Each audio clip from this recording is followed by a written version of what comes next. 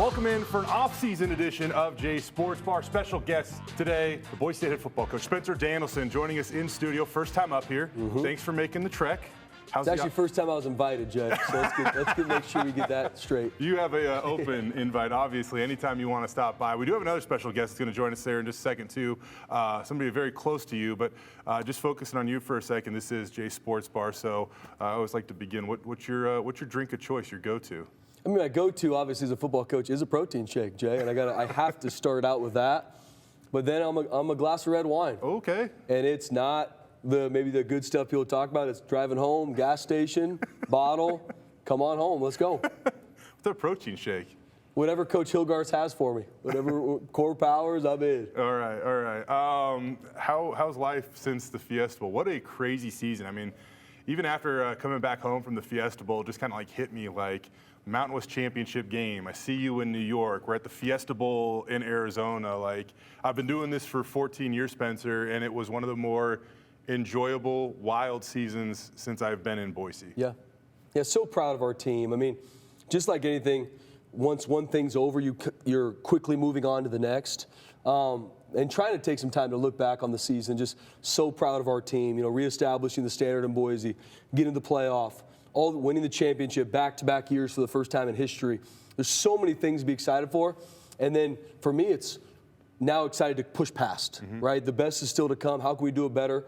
So, the day the Fiesta Bowl is over, I mean, it's been hustling since. Yeah. And from keeping our players, going through the portal, to going to the convention, to award ceremonies, to recruiting, it's always been what's next. And so, and that's where my mentality always goes. That's where our staff goes. There's no time to sit back and continue to think about the past, learn from the past, but how can we even do it better? We're going to have a really good football team and excited to continue to grow forward. In the NFL, there's a joke that, once you're eliminated from the playoffs, 3-2-1 Cancun, right? Yeah. College football is just so different. Like, there's really no break in the schedule for 365 days a year. What did you do, though? Did you take a day, a week, any time off at all to just escape for a while of the chaos that you had been going through for, those last 6 months? Me and my wife are going to get some time next week. It's kind of like what we've slated as some time to get away and just reconnect. Because, I mean, honestly, since the end of the Fiesta Bowl, we've been rolling. And just because that's how the calendar works out. And if you take your foot off the gas, you're going to miss things. And with our people, with our team, with recruiting, it wasn't the time to relax. And so hopefully next week we'll get some time. With our baby coming first week in March, my wife called my assistant Bailey and said, cancel anything that has him leave town in February. And so she's on it, but we'll connect to get time, which I need to, which our staff needs to. We took the staff bowling last night just to get out of the office, get some time, connect, be with each other, because we have been going 100 miles an hour. Best bowler? Oh, by far, Brandon Jones, our GM, is big. He can bowl right and left. Okay. Yeah, it was impressive. Brandon bringing it. I was going to ask you, about the roster and stuff like that. We'll focus on the Danielson roster for a second here, though. You already have 2 little girls. Yep. Boy, girl, do you know what's on the way next? We don't know yet. You're surprised? Oh, yeah, we're going for it. Rachel said, this is it. So I said, let's play the game and find out on game day. I could not. Yeah. I advised it. Our second baby got a little boy. Yep. We already had a girl. And you're good. I was, but the second one, like we didn't know, so we did, right? But I was totally against it. My wife is a big time planner, but she was very set in her ways. As you know, they make the decision. Next, so, no doubt. Okay, whatever. We'll wait then. It's the coolest feeling when you wait and you just have the surprise at the moment. And it was funny, not to go too far into this, but I remember the doctor saying, "Do you want me to yell it out once I know?" And I beat the doctor to the punch. I was like, it's a boy, So now that we got one of one, girls are awesome, though, too. I love being a girl dad. But, the best to you and Rachel, and that's right around the corner. And it's awesome that you have, 5 days, correct. The due date for spring ball. So you left yourself a ton of time there. I'll leave the hospital right to the practice field. We won't skip a beat. You get back to it. It is signing day today, and it's a little quieter than it's been, I don't know, for eternity before this. Yeah. What did you guys add today, and how does the roster look moving forward? Are you guys ready to go for spring ball? Yeah, we feel really good about our team and did a really good job signing the majority of our class in the December signing day period. So we had our commits. We signed them in that December period. We were able to add some really good mid-year transfers that are on campus now, that are training with our guys, going to be able to go through spring ball. And then we were able to sign a couple really good freshmen today. And then going forward, there's a couple needs we're going to continue to look at. Guys that we won't be able to bring in till the summertime. But we feel really good about where our team is. There's still a couple needs that we're always looking for, but I love our team. I'm excited about the young kids that have come and excited about some of the new guys. And we got a really good team coming back that needs to keep getting better and developing. They're doing a really good job. How's Sire Gaines doing? He's doing awesome. I mean, and that's a really good example of a young man that got hurt. People know about him, but not to the extent they will because he was injured. Got hurt game 3 against Portland State, and he has done nothing but be relentless, getting healthy, training. He's a redshirt freshman now, but he's not walking around like he's a redshirt freshman because of how he's earned the right and the respect of his teammates. So he's going to have a huge spring, and his role is going to be a monumental one on our team. You look at your assistant coaches. I know they're very important to you. You have said time and time again you believe you have the best staff in America. The results are pretty good this year, by the way, 12-2 and a trip to the Fiesta Bowl.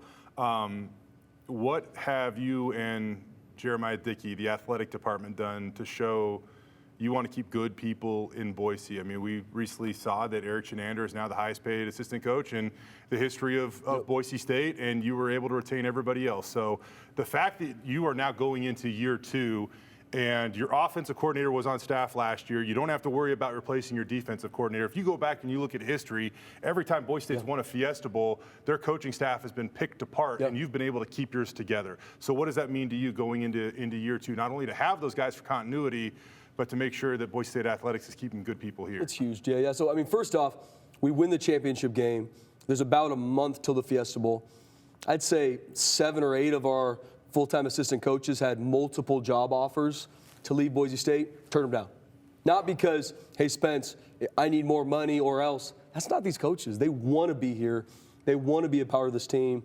And it's a special group. And a huge part of it for me is making it a work environment, a place where they can thrive, where they can be their best. And there's also a financial piece to it.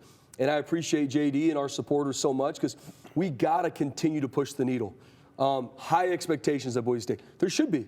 One of the winningest football teams since the turn of the century. I want to make sure it doesn't take 10 years to get back to the Fiesta Bowl, right? Stuff we'll talk about even more on the show. But keeping our staff is the way you can be efficient so we can hit the ground running, not just trying to reinstall to a new coach our culture. This is how we do things. And keeping coaches to make sure they continue to build into our players. Like, you can only change someone's life as you build the trust and respect coach to player. And it's hard to do with new coaches right away. So having coaches that have been here, they've got that rapport with their players, they're going to continue to push forward, was a huge deal to me, and I appreciate JD and our administration for getting it done. You know, right after the season, you held a post-season press conference, and the point of it, it almost seemed, was to let everybody know that, hey, you love what you've had so far, but you do want to push this thing forward. And on that note, you need more support, right? I mean, that's just kind of the nature of it. It takes everybody, right? Including maybe your brother. Correct. You have roped in anybody that will help you. And with that being said, we welcome in Ethan Danielson here on Jay's Sports Bar. Are you protein shake and box red wine guy too there, or is it running the family? I'm protein shake for sure, but I'm more of a Coors Light guy for the gas station after that, yeah. So maybe one of your best recruiting trips here, Spencer, is the fact that, how many years after you moved here, you got your little bro to move up here too? Yeah, so we moved out here in January 2017. I think you moved in, what, 19? 19, yeah. Yeah, so a couple years later. How did he get you to move up here? It was kind of, crazy run for us to get here totally. My first time ever coming here was driving his U-Haul out when he moved out here. Okay. And at that time, I was working for the San Diego City Fire Department. Spence got the opportunity to come out here as a GA. We were pumped. I was going to say, that was different times. Like, yeah. You had the head football coach then. It was a different era. Yeah, right? Okay. And so we drive. He's like, hey, I need you to come up to LA. We're going to drive the U-Haul out. I'm like, count me in. It was Snowmageddon. So I got swim trunks on, and I'm like, and all of a sudden we drive out here in this U-Haul. It's crazy. We check him into an apartment, kind of almost on-campus housing, and that was my first initial time coming out here, and it was quick. Flew back the next day, but me and Spencer as close as it gets. So over probably the next 2 years, just coming out here more and more and more, and I want to say it was in 2020. I ended up buying a place off of Vista. It was a busy fire season. We were out a bunch, doing a bunch of stuff, and a little extra overtime, and bought a place off of Vista for Spence and Ray to move into it and live there, and that made me come out more. We ended up remodeling it kind of as a family, and once I started coming out for weeks, then it turned into 2 weeks, then it turned this whole deal, and once I had an opportunity to come get a job with the Boise Fire Department, it was a no-brainer. So what's Spencer like as a big brother? 2 years, about 2 years apart, 2 right? years apart, yeah. So what's he like as a big brother? He's awesome. I mean, some things people don't know about Spence is because he's so mission-centered and loves these kids and love what he does, and everything that everybody hears is it's as good behind the scene as it is up front. But I tell this to everybody, like Spence has a knack for if you could almost do anything and it will just be fun as could be. Like he's just growing up doing the dumbest stuff, fishing with our dad, camping, all that is like, all my buddies know it. It's always the, hey, can your brother come? Hey, can Spence come with us? Because if Spence comes, it's just going to be electric. It's just fun. I'm trying to think, like, what was like breakfast like before you guys went to school? Like, is Spencer giving like hype up speeches before you guys head off to high school? Yeah, he's like, you're going to work our tail off today in high school. Let's go. Let's do this. All right, man, let's do it. One life to live. All right, on the flip side, what's he like as a little brother? And usually it's like the big brother that's protective, and I'm assuming you are, but maybe it's Ethan that's a little more protective of you. Yeah, well, I mean, God works in mysterious ways, and Ethan's always been bigger than me. Always. I mean, I was a senior in high school when Ethan was a sophomore, and there will be girls that came up to me asking about my older brother. And I'm saying, no, he's a sophomore. You should be talking to me. And, I mean, literally, the other day, Ethan came by. I didn't even tell you this. Ethan came by the facility, was hanging out with me in the weight room, and one of our players came up to me and said, "Is that your dad?" I said, "My dad? It's my younger brother." Like, what are we talking? So it's always been, I mean, we've been thick as thieves. Growing up, we got great parents, a great mom and dad. We have an older sister who is a professor at San Diego State. She is a Boise State fan and supporter. What's game week like for her when you play San Diego State? These colors don't run. Okay. She dresses in blue the whole week. Oh, yeah. She wears Boise State gear to class. Yes. I make sure she knows. Says, Kylie, this is a family business here. But it's been awesome. I mean, so we've been close our whole lives. Yeah. Like I said, great parents. We're products of having parents that build into us, raise us the right way in church. Hard work, like those things are from our parents, and so we've been close our whole life.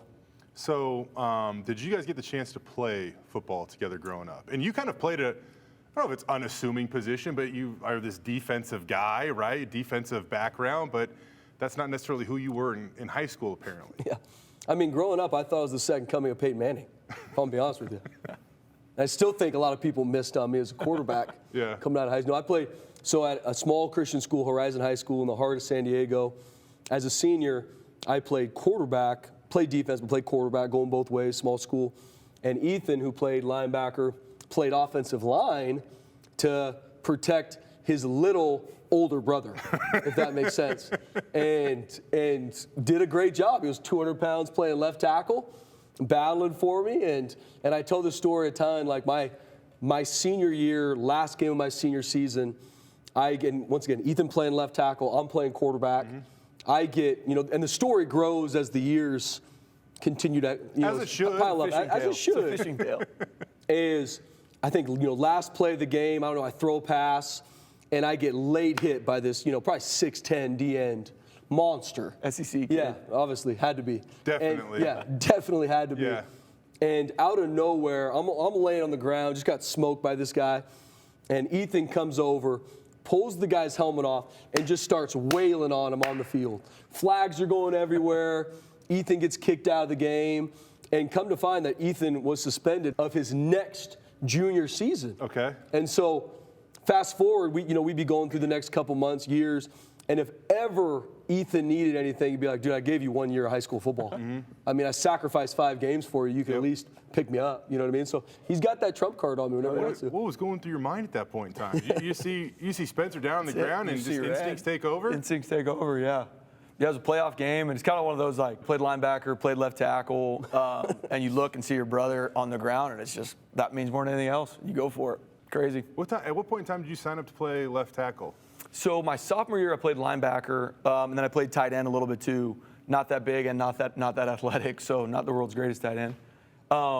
And then Spence kept getting sacked a bunch his senior year. And so I just asked him, like, hey, I kind of yelled at the offensive line, like, guys, we better step it up. Yeah. So, like, you want to do it? I'm like, I'll do it. So at the time, 42 changed to 72. Okay. They bumped me over. Yeah. Was it worth the 5-game suspension the following year as well? Oh, yeah. And now How was that ruled, by the way? That's pretty wild. Yeah, it was something where, like, you get kicked out 6 games for something. And so because it was the last game of the season, those 5 games followed into my junior year. Man, that is a stiff penalty. It was rough. And then I had to go to anger. They made me go to anger management. So my dad took me to anger management. It was me, a bunch of like high school soccer girls that had gotten fights, and that was crazy. Wow. Okay. So you like selfless players that will do what's best for the team. Mm-hmm. Who is Ethan on your roster right now at Boise State? That's a great question, Jay. Maybe a little crazy, apparently. Definitely overprotective. Yes. Willing to switch positions, any of that? I would say, just thinking about even from guys from last season, like Alexander Tubner comes to mind. Oh, yeah. Ben Dooley comes to mind. Guys going to this season, Marco Notarini comes to mind. Just guys that will do anything for this team. Cage Casey comes to mind. Similar tackles, skill set wise. Size. Yeah, totally. There's definitely a lot of similarities so there. there's so much of that you, honestly look for in recruiting is guys that are team first. Yes, they have a skill set, but Max Steege comes to mind. Like, there's a lot of guys that whatever the team needs, I'm going to do it. What does it mean to have Ethan around, though? Like, you have a busy schedule that's nonstop, but to have somebody that, I don't know, you can call on the way home from work and maybe lean on for a second. What is it like to have? It's huge. Once again, we've been close our whole life. It's so blessed for that type of upbringing, and we've done everything together. Something happens in our lives, even if when we weren't living in the same city, he's one of the first guys that I call just to pick his brain on either tell him something that's good or something that's not good. Hey, can you pray for me for this? I need some support on this. It's hard. This is heavy on my heart. Or, what are some thoughts you have in this? I'm kind of torn on a decision. He's one of my first calls I ever make. For you, Ethan, what's it been like to see Spencer not only step into a prominent role in college football, being the head coach at Boise State, but, he also got some well-deserved due this year, right? Mm-hmm. Like, Mountain West Coach of the Year, up for a number of national honors, and I know he's the first guy to deflect that praise, but you're probably the one that gets to actually boast about it. Oh, yeah, 100%. What's it like to see him in his first year? I want to call it a home run. I call that a grand slam. Yeah, I think it's awesome. I know when I get asked anything about Spence, it's like, finally it feels like, as a brother who's been there through all this, like the public sees what we've known forever. Mm-hmm. Like when Spence was, another thing about with me and Spence coming up was we played college football together, and then he was my linebackers coach too. And so I've seen him. He's coached me. So you played at Azusa too, then? I played at Azusa. Okay, all right. Yep. And so to see him even then, like how Spence acted then with no one knew what was going on, nothing knew about him, that hasn't changed. There's a consistency to it. So I know for me it's like awesome, whether it's, guys at work sit around the firehouse like, man, your brother's such a good leader, he's doing such a good job. I'm like, that's not new. Mm-hmm. Like, that's been there the whole time. And I love it, just the diligence of it for Spence to work and work and work to now see the fruition of it. So I love it. It's awesome to see the awards that he gets, and something I think from the people that have been around Spence before, everything going as awesome as it's been, is just finally seeing like people get to see in public what we've all known in private the whole time. So who's a better college football player then? Spencer. Ethan, for sure. Spencer. Who had more career tackles? Good question. That's probably a shootout. Yeah, that's probably a good question. Shootout. It probably wasn't me. I was a pile jumper, though. Okay. Yeah. You better believe I was a pile jumper. I'm trying to get every assist you could find. I remember, a few years ago when you were the DC and that staff was being collected, and actually there's a lot of you guys, whether it be Jerron or Andy or you, but Kane Ione was like the one. He had like 1,000 tackles. Seriously, I remember like, I got to look that up. That's got to be wrong or whatever. No, he had like 500. He had like 500 tackles. It was a really hard. It was a tough moment for me to swallow. Yeah, it was insane. It was like Spencer with 48 tackles, Kane Ione with 4,000. I'm like, it really was close to that. Yeah. But so what made you go want to be a firefighter instead of going into coaching? And what was your reaction when Spencer wanted to take that journey? Because it is humble beginnings, obviously. It is. Well, I'll start with that. Spence, when we got done playing ball, you kind of have this, and all athletes know, especially when you finish playing the college level, it's like so much of what you've done leading up to that, you've been told what to do, you've been told where to go, you've been told what to do every part of your life. And I think, and Spence does a good job, all the coaches at Boise State do a really good job kind of trying to help line these kids out, but you kind of have this what do I do next experience. And so for Spence to go right into coaching, I think we all kind of saw it coming. Being a guy that got to play with him at college, like Spencer's been a coach as a player, like a Tubner, like a lot of those guys, like an Ash, where it's like he's been coaching with a helmet on. He just took a helmet off and just kept coaching along the way.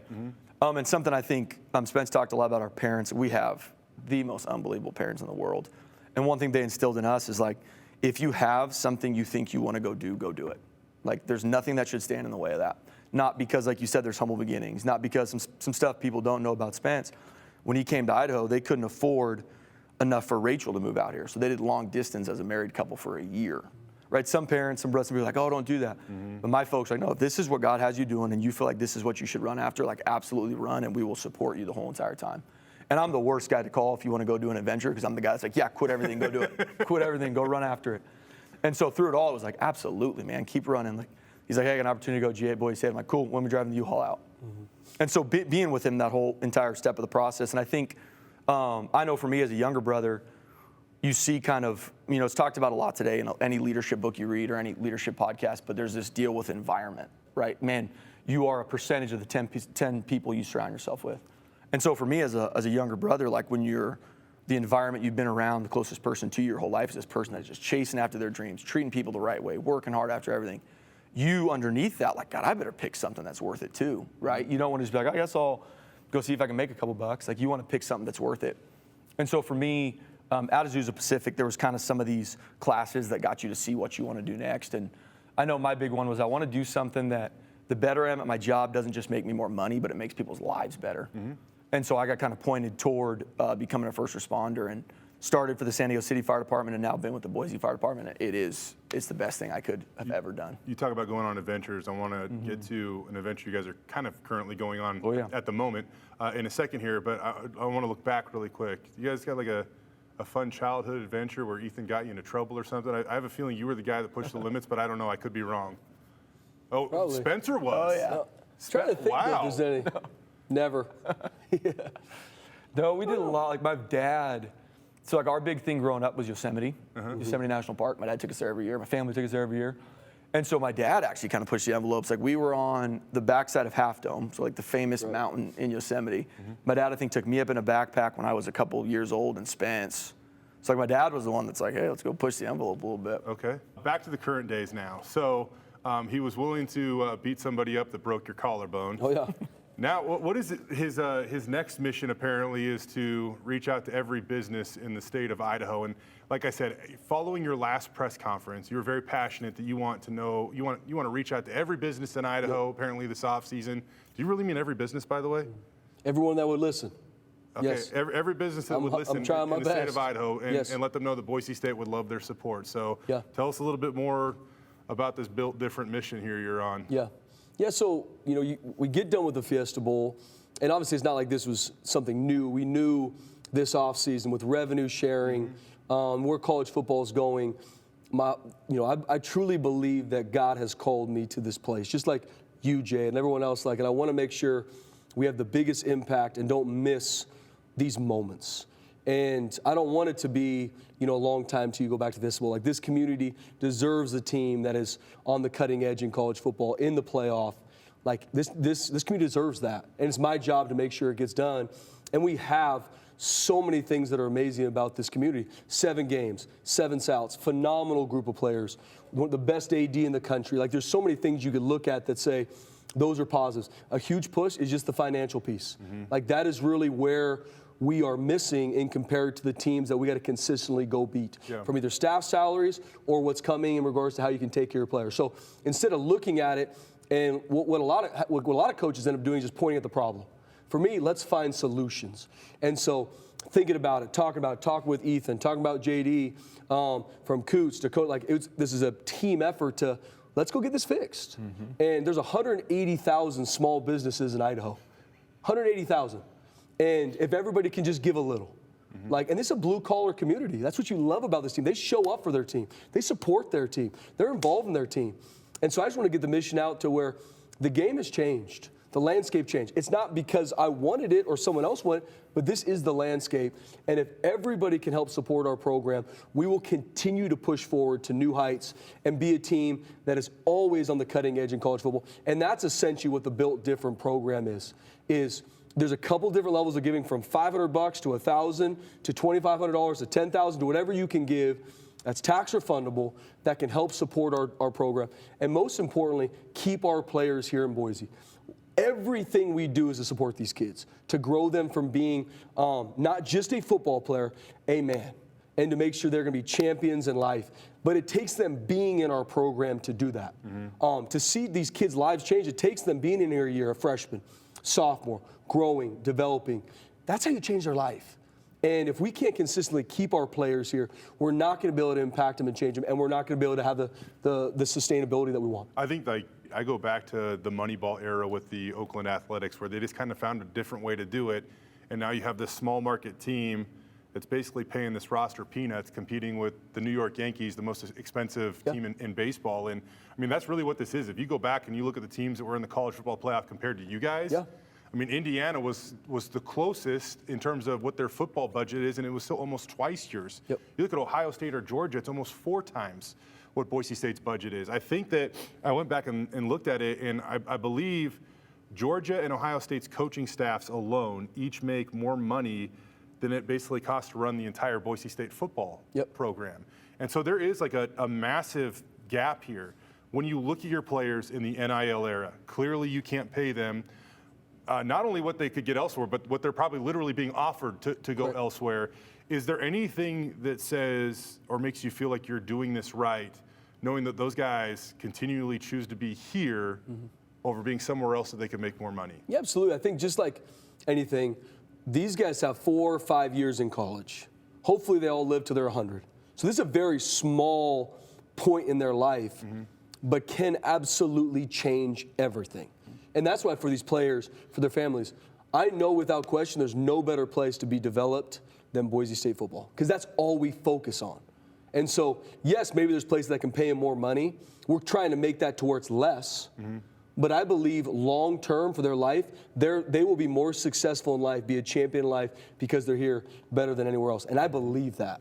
And that's our mission from our staff, keeping our staff, always finding better ways to do so where our players know, okay, yeah, there's some place that I can maybe leave that make a little bit more money, but there's no place that can change my life and give me the opportunities to be a better professional, better NFL football player, better husband, better father. That's what I know. We are all chips on the table that we will do better than anyone else. And just like anything, it's all about our current players. It's not about talent acquisition for me. That's what a lot of people are spending their money on. That's not us. I believe in taking care of our players that have been here and earned it. And we're getting better. We just need to continue to push the needle, to continue to close the gap, because I want to take care of our players. They deserve it. And yes, they're going to turn down money that's a little bit more of the places, but I still want to get it closer because they deserve it. It's not about just going out to pay somebody money to come play football here. That's not my heart. It's to take care of our players that have done it here at Boise State because they want to be here. Their family knows they want to be here because they know their lives being changed. It's funny, I talked with Dirk Cutter after the season. He went from being your offensive coordinator to now being on the front lines fighting for the program. And, you know, he was kind of throwing out some figures and stuff. And he says that, you know, they feel like they're pushing towards $2 million to basically disperse as the NIL money amongst your players. On one hand, I want to ask you, is that enough? Where do you need to get it to? Because you went against a quarterback this year that reports said he alone made as much money as your entire roster might make next year. What is the number you feel like you have to get to? Is there anything even out there? I know times are changing now that, you know, revenue sharing is a topic, but is there a number? We're still working through it, Jay. I mean, we've talked about $5 million even.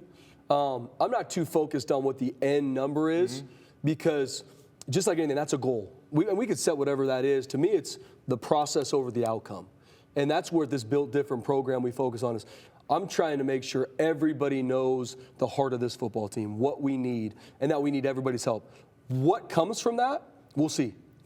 And what that brings in, and it will be hopefully sustainable, because this isn't something we just want to be a flash on the pan.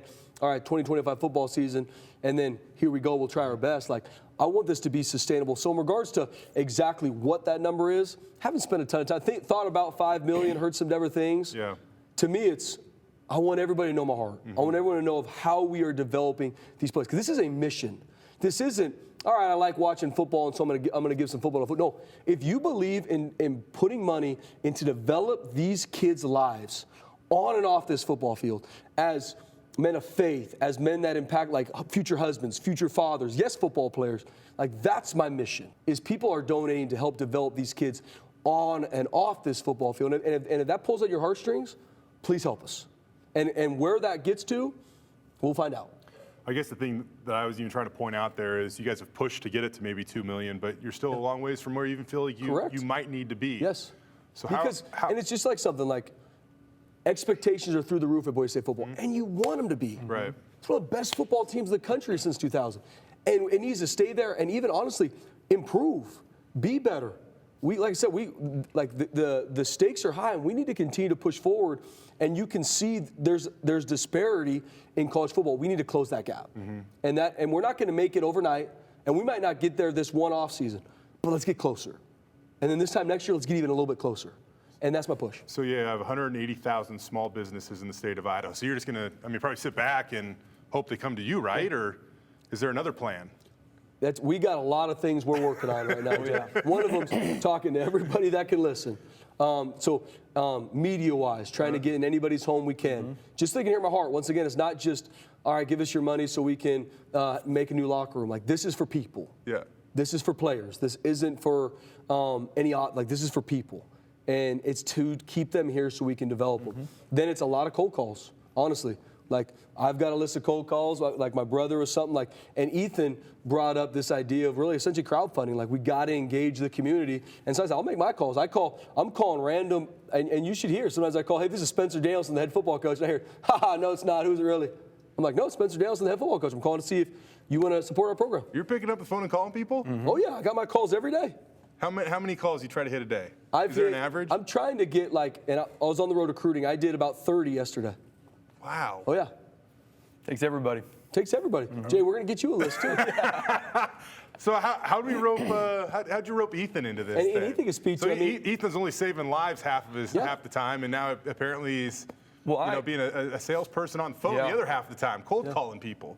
And mind you, I wanted to. Like, the season ended, and part of what is an awesome just honor to be somewhat behind the scenes with Boise State is I get to see these kids and how they're getting developed day in, day out. Like, obviously my brother's the head coach. I see that piece of it, and if people don't know that, like, when we're sitting around on Christmas and we're sitting around all these times, we're not talking about golfing and sports. Like, it's, hey, man, guess what Ash is doing to better himself? Hey, you'll never believe what Cage did. Like, he talks about his players like he's got 100 kids that he loves and adores. It's what we talk about. I actually believe that. It's what we talk about, And another a good friend of mine is Ben Hilgard. And he's with the players. Dude. He's an unbelievable human being, and he's the same way. Yeah. It's the amount of books he reads and education he goes through so that he can be the best for those kids.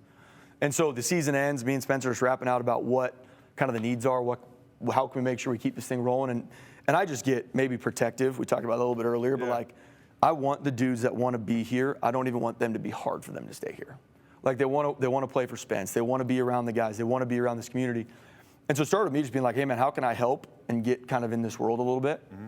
And so first I was like, hey, here's some ideas I have, how we get rolling. And part of what I like to do, I just like, give me a goal, give me something to chase after. Let's go run after it. And so with the help of a ton of the athletic department, Cody and JD, we just kind of started this built different program. We're kind of taking like a ready, shoot, aim approach. Like, let's just go after everybody. And kind of why I think it's awesome and what I think is important. And I'll be the first to say, me and my wife, right, I work here in the city. I work for the City of Boise Fire Department. We're given $100 a month. And we just had a kid. That's what we can do right now. That's our piece financially that we're given. And all we really want is, like, when we see these stories, right? Last year, all the stuff with Ashton was incredible. Yeah. And a lot of people saw that story and they're like, man, what an incredible coach that could keep that kid around. Next year, when we see Buck and we see Cage and we see all these guys stick around, I want the community to say we did that. We got to keep that kid around. And so that's what I'm going to say it for my $100. I'm going to be like, yeah, it was me. And so we're calling people, and it's crazy the amount. Like, I had a gentleman with an organization give us $100,000. Wow. He wanted nothing. He just wanted to say, I love what your brother's doing. I love the advancement of these kids. And I love seeing someone lead these kids where it's not just about what those kids can do for us. And that was a cold call? That had to feel wildly successful. It's unbelievable. I mean, I feel like if we would have got $50, that would have felt like cool. Yep. We'll take $50 too, Joe. Make sure everybody knows. And I don't want to say that to me, that's it. We'll take but it's been incredible talking to these people, because usually the first thing when you get to actually what's going on, right, what they want to say right off the bat is it's amazing what's happening at Boise State. It's clear to people that it is not just winning football games. That's a big part. but it is seeing these kids develop and advance in the conversations that are happening. That maybe they're happening in other places, I don't know, but I know they're happening here. How much time are you taking out of your week to do that? A bunch. Really? But I got a 3-month-old at home, so he's a mercenary. We got him. Yeah. When I'm not at the firehouse and I have this ability to do it, I'm bringing in all my friends and giving us advice. And like I said, JD and Cody and everybody in athletics has been incredible. Yeah. And I'm just doing everything I can to try to get us closer, because I take it personal. Like, it's a little bit of a family business of like JV, some of these guys. I love these kids. Like, I actually, just yesterday I was on campus and like, I see JV walk down the hallway and I'm like, it makes my whole entire day. Yeah. And then I walk in and Buck's doing pull-ups and I wait for him to finish so I can give him a hug. Like, I love these individuals and I want to do everything we can. And I would argue I'm what everybody loves these guys. We love these kids. And so if we can have some skin in that game and be a part of it, that's what this is. Yeah. Jaden Virgin Morgan, phenomenal player. Such a Ty great Benefield, kid. Buck. Yeah. Another great kid. I would have, if you said 5 phone calls, I'd have been like, wow, that's impressive. 5 Spencer's phone calls a killing day. it. How many are you making a day, you think? Any idea? We made a bunch. Yeah. It's been good. How do you chart this? Like, how do you know what you've done and where you're going? We've got, once again, our athletics department did a great job. We've got a whole call list sheet. I got my initials by mine, and a bunch of guys have theirs. And these are the calls you got to make this week, and then we follow up on where we're at on these certain situations. That's just one part of it, right? There's a lot of other things we're working to continue to push the needle money-wise. This is a huge part. And I do want to talk on one thing. Yeah. As this thing gets more public and as we roll it out more, like, there's some awesome parts of it too for the local business owners, and not just business owners, people involved. Like I said, I'm a first responder. I'm not a business owner, but depending on the tiered system, what you're able to, there's going to be pregame sideline passes. There's going to be pictures on the blue with your family photos, with Buster Bronco, with your kids. There's going to be access to conversations with the coaches. There's going to be meet the players. There's going to be some awesome stuff, because again, like, I think we have such an awesome opportunity. You know, you have the Nebraskas have it, Tennessee's have it, where Boise State football, it's the main event in the state. Oh, yeah. It's the main event in the state. Absolutely. Yep. And so having the ability to have, people get to contribute, make contributions with their money, but then also come on and I want to see family photos. I want every house you go and have a family photo on the blue. Like, that's what we're proud of. And so I think, moving forward, as people start hearing about some of this stuff, there's some incredible opportunities. I talked to one guy, he's going to make 3 different donations, and the perks that come with it, he's going to give them to his employees. Cool. So you can say, hey, man, I'm good. Like, if I want to, I'm a business owner. If I want to buy sideline passes, he's like, I'll go do it. But I'm going to donate 3 different checks, and then I'm going to give those to my shop managers and stuff so they can take their families and get a sideline pass. So it's just really cool. I love been that. awesome. You're spreading it even more. Okay, so real quick, outside of just waiting for your caller ID to say Ethan Danielson or Spencer Danielson, how could somebody get involved then? Yeah, good question. So a lot of it, guys, if you go to Boise State Athletics, like, there's a bunch of different ways to give, and a lot of it's going to be online. If you go, an easy way too, if you're on social media, you can go to my Twitter page. Like, on there, I have the link to be able to give to the Built Different program, and that's one of the easiest ways for us to be able to do it. I don't know if there's anything else that we can hit them on. No, there'll be more of a social media presence. If you've had anything, if you are a season ticket holder or own season ticket or have bought a ticket through us, you're getting the email. If you're on any of our email chains, it's on there. And if you want to just look into it, you can go on Boise State Athletics website, and there'll be a page that you can go to that has more information, a little more behind the scenes. There's QR codes, there's links, all that to make it easy. And for you guys. And it is tax refundable. So it's a 501c3. Like, it is tax refundable, and you are pushing a mission and a cause forward. It's not just simply because of football. Gentlemen, it's been fun. It's been awesome. I appreciate it. I'd keep you longer, but I don't know if you hit your call allotment today. I got 15 when I leave here. Okay, so there we go. Seriously, guys, appreciate it. It's been awesome having you on. Thank you. Yep, all right. God bless you, brother. This is Jay Sports Bar, serving the Idaho sports community.